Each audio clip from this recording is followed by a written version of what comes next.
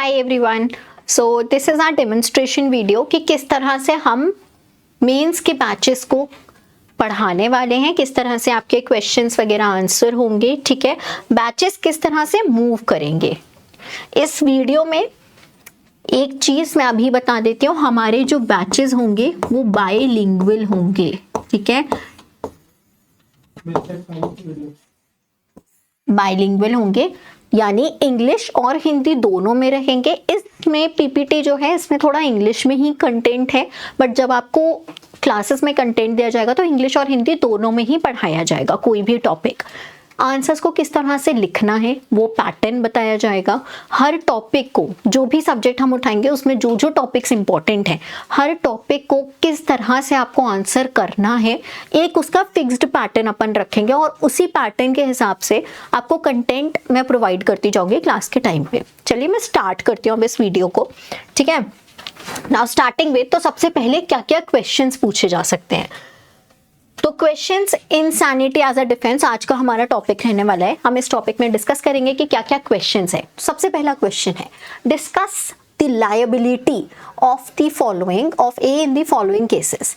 ए ने क्या किया भाई, उसको कोई डिवाइन ऑर्डर आए, ईश्वर का आदेश आया कि जाओ और अपने बच्चे को मार दो जाके। A received divine orders in sleep to sacrifice his child of 5 years of age. He carries out the order and kills his son. तो यहाँ पे आपको क्या करना है भाई, उसकी लाइबिलिटी डिसाइड करनी है। अब ये क्या है, फैक्ट्स हैं ये किसी केस के। क्यों मैंने आपको यहाँ पर ये क्वेश्चन दिया, रीजन है, झारखंड की ये आदत है कि वो आपको फैक्ट बेस्ड क्वेश्चंस देते हैं। कुछ सब्जेक्ट से खासकर पूछे जाते हैं, जैसे कि आईपीसी हम देख रहे हैं, आईपीसी में दिए जाते हैं। नेक्स्ट आता है आपका कॉन्ट्रैक्ट। ठीक है, कॉन्ट्रैक्ट से बहुत सारे क्वेश्चंस पूछे जाते हैं फैक्ट बेस्ड। अब फैक्ट्स कहाँ से आएंगे, जो फैक्ट बेस्ड क्वेश्चंस हैं वो दो जगह से बनते हैं। एक तो लीडिंग केसेस के फैक्ट्स हो जाएंगे, ठीक है, दूसरा आपके होते हैं इलस्ट्रेशंस।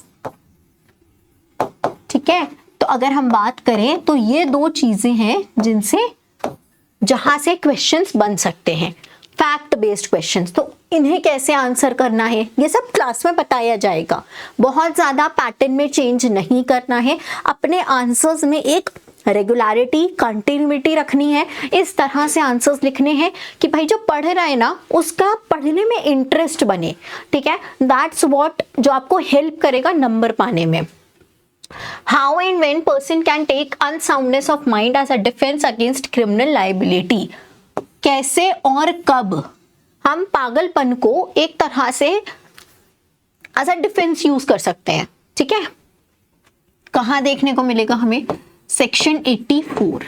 ठीक है, this we will discuss in detail. जब भी हम इस सेक्शन की बात करेंगे तो मैं भी अभी कंटेंट जो है वो आपको डिस्कस करूंगी कि इसका कंटेंट कैसे होना चाहिए, क्या क्या चीजें हैं जो आपको इसमें लिखनी चाहिए। ठीक है, अभी हम यहाँ पे क्या देख रहे हैं, किस तरह के क्वेश्चंस बन सकते हैं।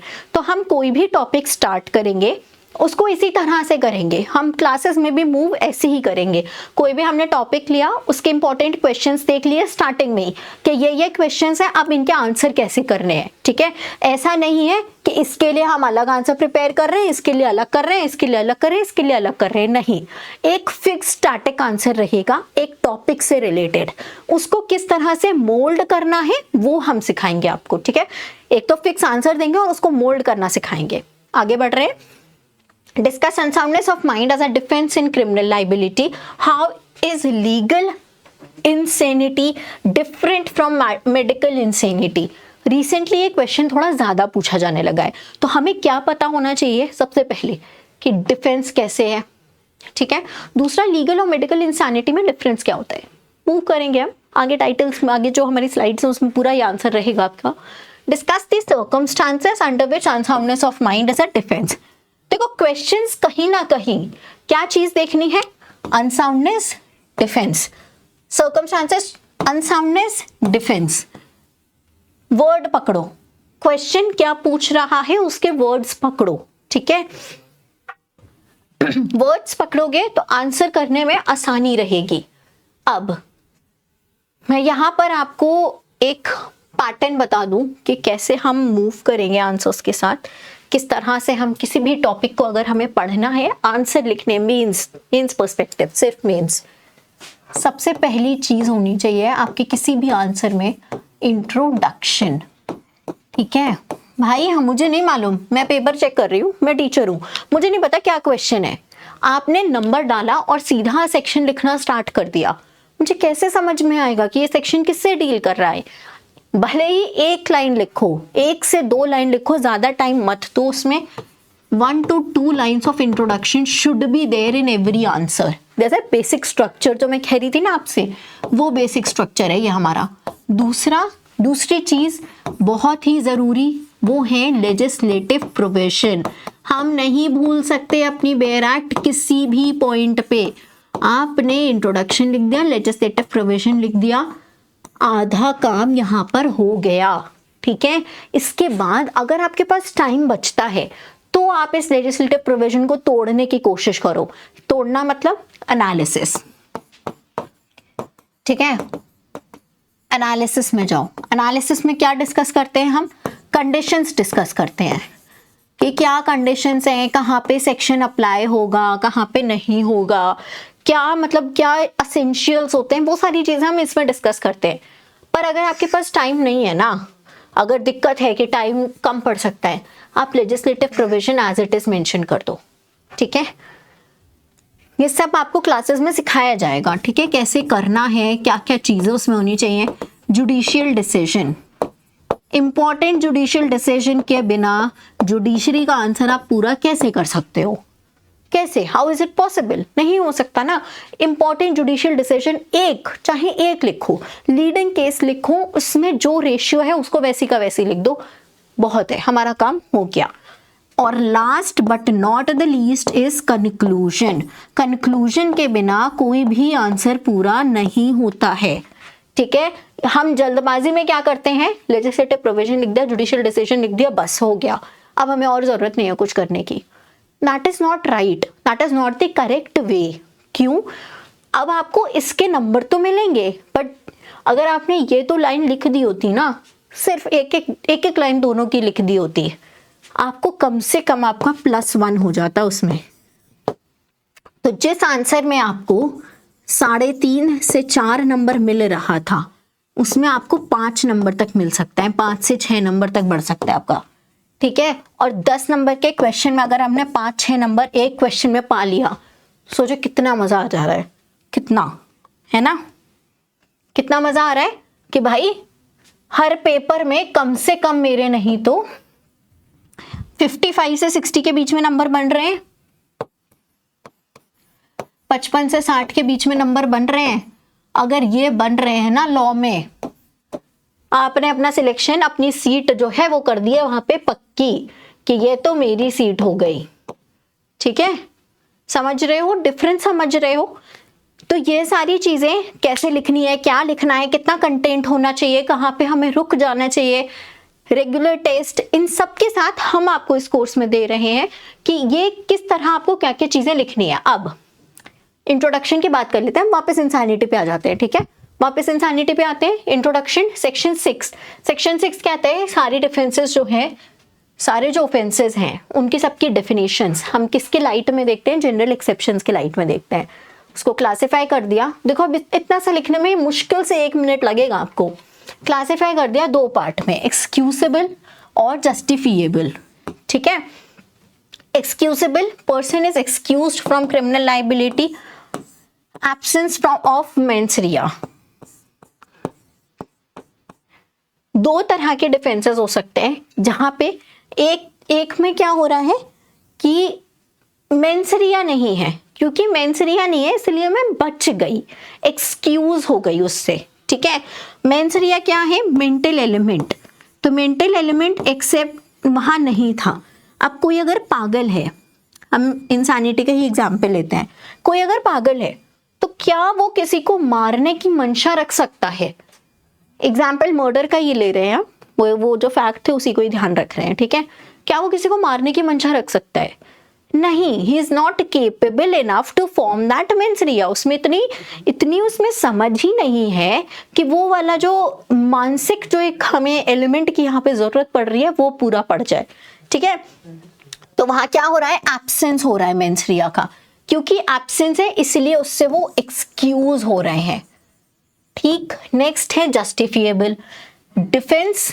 जस्टिफिएबल कब होता है, जस्टिफाई कर रहा है, यानी यहाँ पे मेंस्ट्रिया तो था लेकिन वो हालात ऐसे थे कि उसका इस तरह से काम करना जस्टिफाई कर दिया।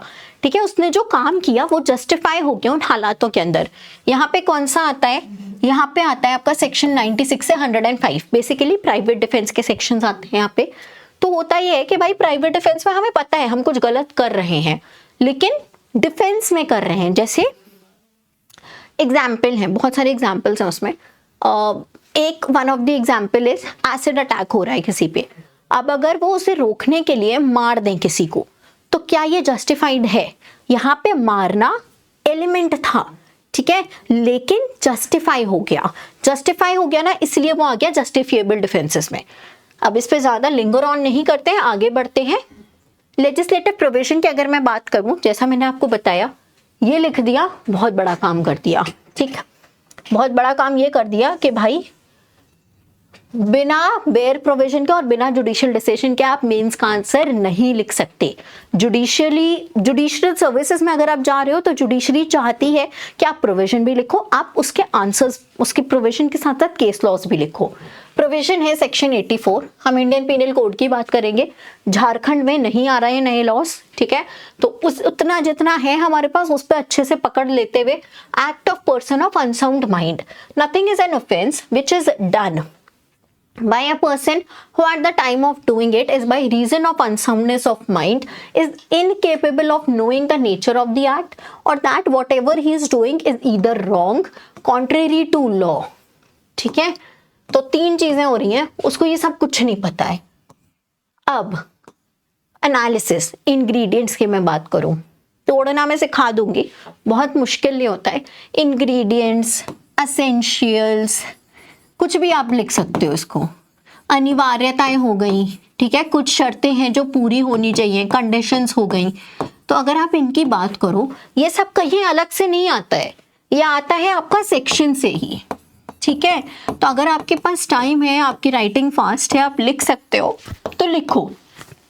इन केस आप नहीं लिख पा रहे हो, कोई प्रॉब्लम नहीं, आपने legislative provision as it is mention कर दिया ना, come directly to the judicial decision. But I would suggest कि थोड़ा सा एक्सप्लेन करना चाहिए, उससे क्या होता है, उस पर टीचर का इम्पैक्ट, मतलब टीचर पे आपका इम्पैक्ट अच्छा पड़ता है कि हाँ इनको क्लैरिटी है चीज़ों की।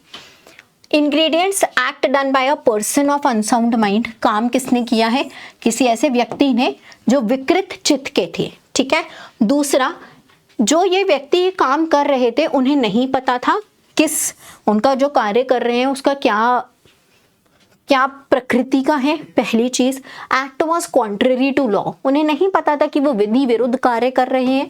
तीसरा, उनको ये नहीं मालूम था कि जो वो काम करने जा रहे हैं वो गलत है, दैट इज रॉन्ग।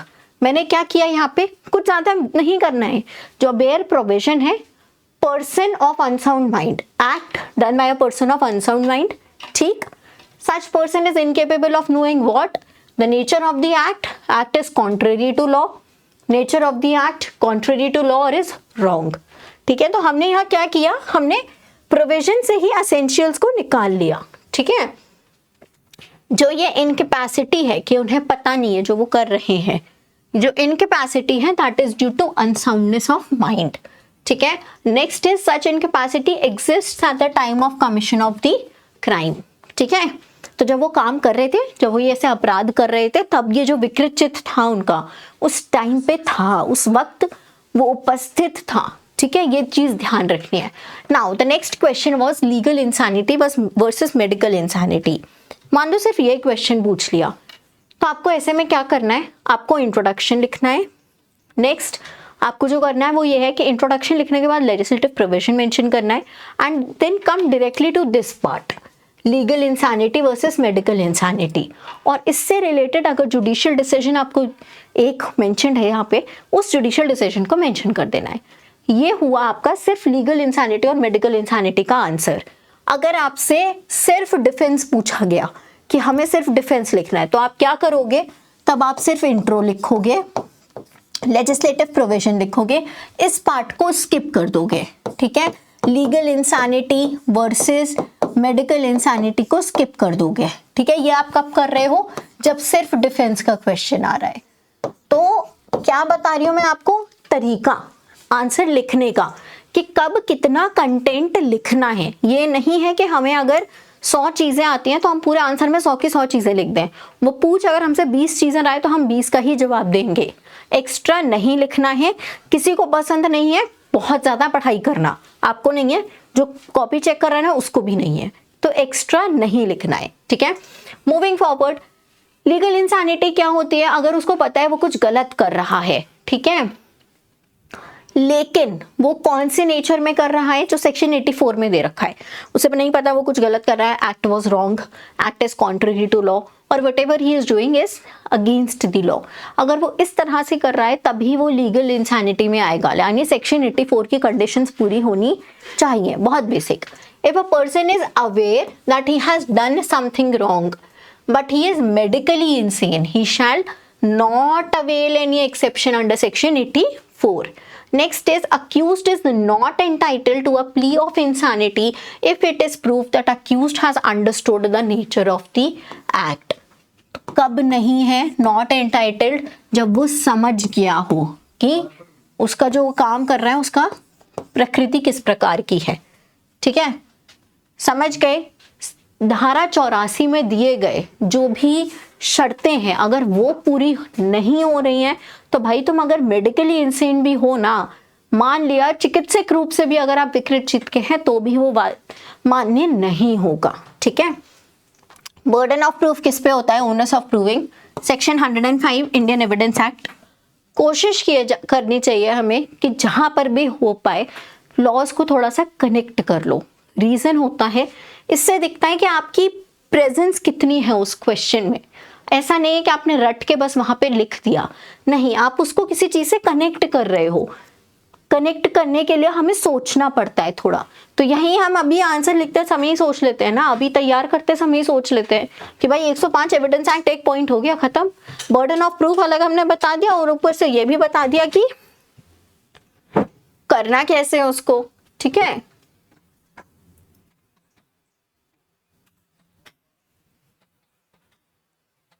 ठीक है, खुल रहा है, 2 मिनट, भागना नहीं है। तो पॉइंट्स क्या लिखने हैं, कैसे लिखने हैं, ये आपको पता होने चाहिए।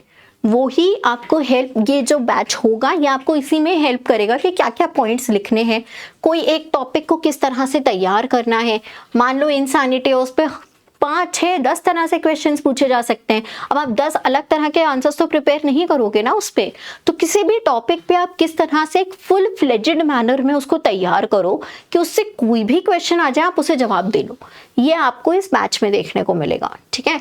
नेक्स्ट हेड है हमारा जुडिशियल डिसीजंस। जुडिशियल डिसीजंस की अगर हम बात करें तो हमारा लीडिंग केस लॉ है आर वर्सेस डेनियल मैकनॉटन। कुछ लिखो नहीं लिखो, इसको जरूर लिख देना, इसके बिना ये आंसर पूरा नहीं होगा, ठीक है। प्रिंसिपल्स ले डाउन किए गए इसमें इंसानिटी को ऐसा डिफेंस क्लेम करने के। सबसे पहला था every man is presumed to be sane unless contrary to law. हर इंसान को हम समझते हैं कि वो बिल्कुल ठीक है, वो पागल नहीं है, जब तक कानूनी रूप से हमें ये प्रूफ ना मिल जाए कि वो विकृत चित्त का है, ठीक है। Defence that insanity must exist. Insanity कब एग्जिस्ट करनी चाहिए, at the time of commission of crime, ठीक है। Such defective mind must not know the nature of the act and neither the consequences, ठीक है। मतलब इतना उसका दिमाग परेशान था, विकृत चित्त था, इस प्रकृति का था कि उसको नहीं पता था कि कार्य क्या है, किस प्रकृति का है, और उसको नहीं पता था कि उसके परिणाम क्या होने वाले हैं, ठीक है। दोनों चीजें। Medical witness who has not seen the accused previous to the trial should not be asked for his opinion and criminal act must be done under insane delusion। तो जो जब हम सेक्शन 84 का डिफेंस क्लेम करते हैं, जब हम उसका आंसर लिखते हैं, तो किसी एक पर्टिकुलर सिचुएशन में अब आप क्या कर रहे हो, अगर यहाँ पे हमें ये देखना है, जैसे वो फैक्ट बेस्ड क्वेश्चन था, हमें उसमें देखना है कि क्या यहाँ पे सेक्शन 84 का डिफेंस लगेगा कि नहीं लगेगा। तो हम क्या देखेंगे, क्या ये प्रिंसिपल्स पूरे आ रहे हैं कि नहीं आ रहे हैं उसमें, ठीक है, हम ये चेक करेंगे कि ये अप्लाई हो रहे हैं कि नहीं हो रहे हैं। अगर ये पांचों अप्लाई हो गए तो क्या होगा, उसको डिफेंस मिल जाएगा, अगर नहीं हुए तो नहीं मिलेगा। तो फैक्ट बेस्ड क्वेश्चन को जब भी आंसर करना होगा आप उसे कैसे करोगे, just give me a second. हाँ, इसमें आपका पहले तो before moving on towards the last head conclusion, मैं पहले आपको ये बता देती हूँ कि फैक्ट बेस्ड क्वेश्चन कभी आता है तो उसे आंसर कैसे करना होता है। इंट्रोडक्शन आप वही लिखेंगे जो हम नॉर्मल आंसर में लिखते हैं, ठीक है, उस टॉपिक की प्रिपेयर्ड रहेगी। फिर आप लिखोगे लेजिस्लेटिव प्रोविजन, कौन सी धारा है जो ये बता रही है, ठीक है, किसमें ये डिफाइंड है, किसमें ये प्रिंसिपल हमें देखने को मिल रहा है। जब आप लेजिस्लेटिव प्रोविजन लिख लेंगे, अब आप इसके असेंशियल्स निकालेंगे कि इसके असेंशियल्स क्या हैं। अब आप देखोगे कि ये असेंशियल्स उन फैक्ट पे लग रहे हैं कि नहीं। तो असेंशियल्स हम कैसे लिखते हैं, असेंशियल्स हम हमेशा पॉइंट्स में लिखते हैं, है ना। तो पॉइंट वाइज देख लो कि फैक्ट पे अप्लाई हो रहा है या नहीं, ठीक है। हमारा क्वेश्चन क्या था कि एक बंदा है, उसने क्या किया, उसमें रात में उसको ऐसा लगा, उसे डिवाइन ऑर्डर्स मिले कि उसे अपने बेटे को मार देना चाहिए और उसने मार दिया। पहली चीज, काम किसने किया, इस बंदे ने। ये डिफेंस किसका ले रहा है, इंसानिटी का।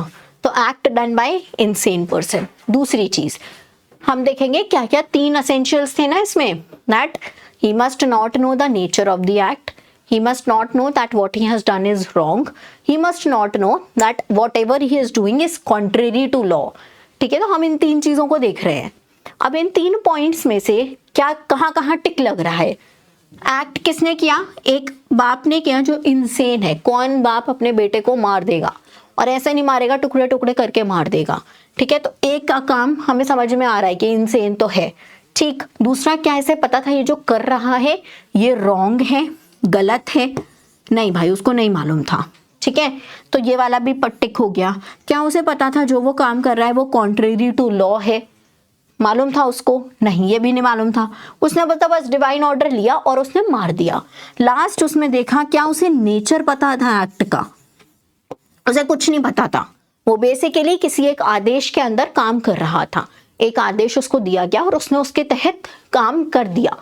तो ये सारी कंडीशंस जो मैंने देखा कि असेंशियल से आप अप्लाई कर रहे हो इसको, जब आपने इसको अप्लाई कर दिया तो आप इस कंक्लूजन पे पहुंच जाओगे कि हाँ, insanity as a defence can be given to this person.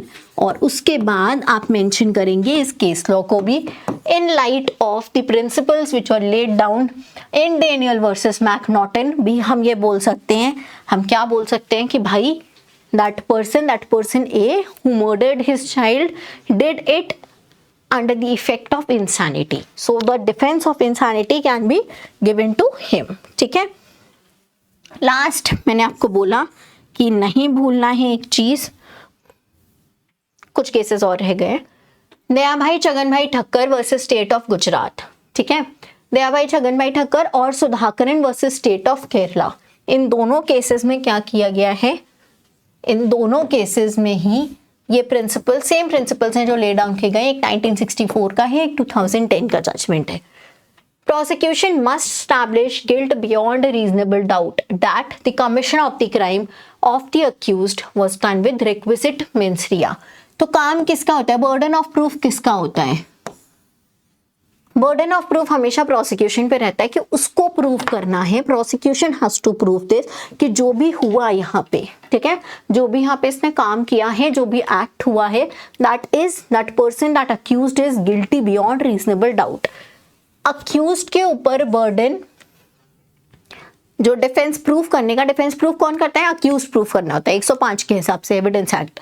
पर ये जो बर्डन है ये कितना है, that is no higher than which rests on the party on a civil proceeding. मतलब उसे बियॉन्ड रीजनेबल डाउट इसे प्रूव करने की जरूरत नहीं है, उसने बस ये बता दिया कि उसकी जो डिफेंस जो उसकी इंसैनिटी है, मतलब जो कंडीशंस हैं वो प्रीपोंडरेंस ऑफ प्रोबेबिलिटी हम कहते हैं, जो टेस्ट होता है सिविल केसेस में, उनके हिसाब से जो इनकी जो कंडीशंस हैं, जो उसकी कंडीशन है वो क्या है सिविल प्रोसीडिंग में, बर्डन किस पे जा रहा है, अक्यूज बस ये प्रूव कर दे और हो गया उसका काम, ठीक है, even if appellant not able to establish conclusively evidence placed before the court, अगर वो रेज कर रहा है कोई भी रीजनेबल डाउट, तो अक्यूज को हम क्या करेंगे, उसे छोड़ देंगे। ठीक है, he will be set free. R versus निवृत्ति का केस था जहां पे 2 महीने का एक बच्चा था, उसको मार दिया क्या, and he was reduced to pulp, ये बोलते हुए कि एक शैतान को हमने इस दुनिया से आजाद कर दिया, मुक्त कर दिया है। तो इससे क्या हो रहा है, कोई एस्केप नहीं है उस अक्यूज्ड को। डिफेंस वाज ग्रांटेड दो ही डिड नॉट प्लीड। क्यों, कंडीशंस ऐसी थी, फैक्ट्स ऐसे थे। समझ में आ रहा है उन फैक्ट्स को देखते हुए कि ये जो भी कर रहे हैं, ये जो भी इसने हरकत करी है, कोई भी सेन इंसान ये काम नहीं करेगा। ठीक है, जिसका भी दिमाग ठीक होगा, जिसकी चित्त जो प्रवृत्ति है वो बिल्कुल ठीक होगी, सही स्टेट ऑफ माइंड में होगा, वो ये काम नहीं करेगा। Now moving forward with the next head, हमारा मेन इसमें यही 3 केस लॉज हैं। R versus Daniel McNaughton, Dayabhai Chhaganbhai Thakkar versus state of Gujarat 1964 का जजमेंट है। Sudhakaran versus state of Kerala 2010 का है। जिसका भी नाम याद रह जाए एक नाम लिख देना। ठीक है, प्रिंसिपल्स दोनों में सेम थे। आर वर्सेस निवृत्ति, अशीरुद्दीन वर्सेस एम्परर, ये वाला वो जो क्वेश्चन था ना जो हम स्टार्टिंग में देखे थे, फैक्ट बेस्ड क्वेश्चन। मैंने आपको क्या बताया, फैक्ट बेस्ड क्वेश्चंस जो झारखंड जुडिशरी में पूछे जाते हैं वो यूजुअली कहाँ से होते हैं वो हम डिस्कस करेंगे। इलस्ट्रेशन बेस्ड होते हैं या मेन जो केसेस होते हैं उन्हीं से वो फैक्ट्स लिए गए होते हैं। तो ये अशीरुद्दीन वर्सेस एम्परर का जो केस था, इसमें ये बोला गया, इसमें ही हुआ था ये। Accused saw a dream in night, जिसकी वजह से उसने अपने खुद के बेटे को मार दिया अगले दिन सुबह। यहाँ पे और हर जगह बोलने लगा कि मैं सैक्रिफाइस कर रहा हूँ, सैक्रिफाइस कर रहा हूँ। तो ये जो इसने सैक्रिफाइस किया ना, ये अनसाउंड माइंड के इफेक्ट में किया।